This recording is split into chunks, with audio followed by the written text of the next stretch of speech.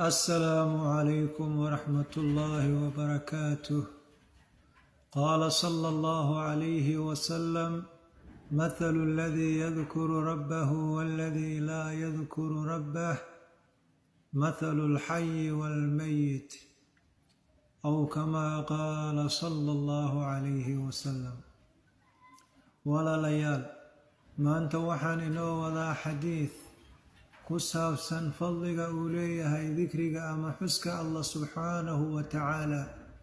nabigeenna suuban sala allahu calayhi wasalam wuxuu leeyahay: midka xusaaya rabbigiisa, qofka xusaaya rabbigiisa, iyo midka aanan xusaynin, qofka aanan xusaynin rabbigiisa, waxay isula mid yihiin qof nool iyo qof dhintay. Allahu akbar. walaal ogow, mar kasta oo dikriga ilaahay aad afka ku hayso waxaad tahay qof nool, ruuxiyan wa jasadiyan. xagga ruuxda waad ka nooshahay, xagga jasadkana waad ka nooshahay, xagga xisiga waad ka nooshahay, xagga macnahana waad ka nooshahay.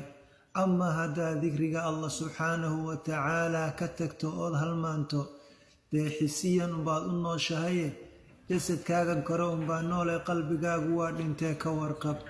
qalbigaagu waa dhintay, ruuxdaadii ma noola, oo ruuxdu waxay quudataa baa la yidhi dikriga ilaahay, meesha jasadkana uu quuta baa la yidhi waxyaabaha maaragtaaye cuntooyinka aan cunayno. wassalaamu calaykum waraxmatullahi wabarakaatu.